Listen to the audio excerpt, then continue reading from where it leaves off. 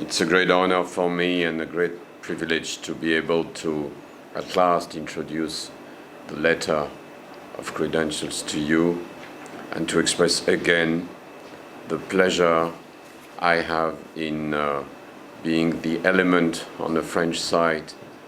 I hope the strength and the spirit to foster collaboration between my country, my people, and my government with your organization. I have simply three convictions. Number one is that the context is challenging for all of us. Conviction number two is that regional organizations are a very necessary, desirable, and judicious product of history. This is true for Europe, this is true for the Caribbean. And number three is that regional integration must be our aim, not only for peace, but for prosperity. And we want our people to prosper. That's why we want the regions to prosper. And everything we can do in order to enhance cooperation between people, institutions, civil societies, and governments is absolutely useful. At a time where very unfortunately in a very shame fashion, war is resurging on my continent, an aggression war. We want to reaffirm the immense progress that regional organization means for all people, and therefore it's with a special feeling that I'm here today and reaffirm the extraordinary potential we see in the OECS. Thank you for welcoming me today. Excellency, it is a great pleasure to welcome you to the Commission and to receive these letters accrediting you as the Ambassador of the Republic of France to the Organization of Eastern Caribbean States. And the level of cooperation between France and the OECS, and would like to assure you of my commitment to further strengthening these relations, which were formally established 13 years ago. I would want to take some time and the opportunity of this moment to review the relations between France, long-standing relations between France and the OECS, as well as to look at the way forward. The Republic of France has, as you know, has had a long history of cooperation in the OECS region, based initially on strong historical and cultural ties. St. Lucia, where we are now, has been 7 times British and 7 times French. Political and diplomatic relations were progressively developed bilaterally with the member countries of the OECS, resulting in many bilateral programs of assistance. France has also been involved in programs of cooperation at the regional level, dating back to the 1990s. Its approach to regional programs focused on engagements via its territories of the America, 2 of which, Martinique and Guadeloupe, already had a long history of commercial, cultural, familial, and social interaction with member states of the OECS by virtue of our shared history and the occupation of the same geographical space.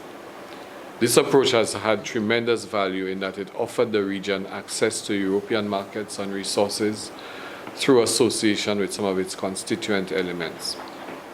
The engagements covered extensive regional programs of cooperation in the promotion of joint ventures, trade and investment, small business development, training in ecotourism, agricultural development, cultural development, healthcare, and language learning. In the early 2000s, the OECS-France relationship was further intensified through deeper cooperation in the areas of health sector reform, cultural programs, infrastructure development in roadworks and drainage, training in ecotourism, internet project, TVET scholarship training program, mutual legal assistance and the support for the rule of law, and student loans to pursue technical and academic studies. These initiatives resulted in tremendous benefits to the member states of the OECS. The establishment of formal diplomatic relations between the OECS and France in 2010 signaled the interest of France to further explore the potential for deeper cooperation with the OECS and to strengthen its relations with the region. This resulted in increased dialogue between France and the OECS and its member states, and led to the development and successful implementation of projects that have contributed to the achievement of the development objectives of the member states of the OECS and the Commission. And it included the Replace OECS project. That initiative was geared towards the management and recycling of plastic waste in the OECS and the wider Caribbean region, and address the growing concern of plastic pollution. Then there was ELAN, the Linguistic Exchanges and Innovative Learning Project, that enhanced exchange programs among students and professionals to reinforce the mastery of the languages spoken in the OECS. Then there was the IFLE, the Integrate French as a Language of Exchange within CARICOM. This project was launched in 2019 and promotes plurilingualism in 11 countries of the English-speaking Caribbean, including the OECS independent member states. There was CARES, the Cooperation, Accessibility, Referrals and E-Information System, a €5 million project co-funded by the Interreg Caribbean Program, the European Regional Development Fund and the European Development Fund. It aims to enhance health cooperation in the region and improve access by OECS nationals to health services in neighboring French territories. Interreg TICA, the Interreg Trade Enhancement for the Eastern Caribbean project, was of immense value to the OECS region and supported companies in the English-speaking OECS territories and Martinique in their efforts to gain access to each other's markets. The Adapt Action Facility, an agreement between the OECS and Agence Française de Développement, AFD, supported partner countries and regional organizations in consolidating their climate governance for the implementation of NDCs and the design of climate programs with a focus on adaptation to climate change impacts. Excellency, we continue to be thankful for the tremendous benefits that have accrued to our member states as a result of the successful implementation of these programs. The accession of Martinique and Guadeloupe to membership of the OECS in 2014 and 2019, respectively, opened a whole new chapter in the OECS's ongoing process of regional integration. This chapter established a structured platform to stimulate a mutual process of exchange, learning, and technology diffusion. Public policy areas that could generate ideas for the improvement of the structures for the transformation of the OECS as a regional space. These neighboring islands are in the heart of the Eastern Caribbean and have had substantial formal and informal links with their OECS neighbors. This new chapter has created viable institutional mechanisms that will coordinate and advance the process of integration and facilitate engagement on the implementation of programs in the agreed sectors, including economic, commercial, social, cultural, educational, environmental, health, tourism, disaster preparedness and management. The attachment at the OECS Commission of Mendy Kilo from the region of Guadeloupe and Simon Delange from Expertise France has further intensified ongoing and constructive dialogue in respect of the integration of Martinique and Guadeloupe into the organization. And it has also accelerated the development of appropriate frameworks for cooperation initiatives between the OECS, the French territories of Martinique and Guadeloupe, and metropolitan France. It is envisaged that some already approved mechanisms will engender higher efficiency gains from cooperation activities and will make it possible to address collectively common problems and to identify opportunities for regional growth and development. This new chapter has already realized cooperation programs that are of huge benefit to our respective territories, and it includes the SAGCOOP 1 and 2. The objective of this Interreg project, led by the territory of Guadeloupe, is to strengthen Caribbean cooperation by creating forums and tools to facilitate the sharing of knowledge and know-how in the management of sargassum seaweed. SAGCOOP 2 will focus on the internationalization of the sargassum issue, and the OECS will have the unique opportunity to participate in the creation and animation of a cluster. And we have Ready Together and Ready 360 Interreg funded projects. The Ready Together project, which ended last year, aimed to strengthen the emergency preparedness and response capabilities of Caribbean territories through a three-level approach: institutions and emergency actors, economic actors, and local populations.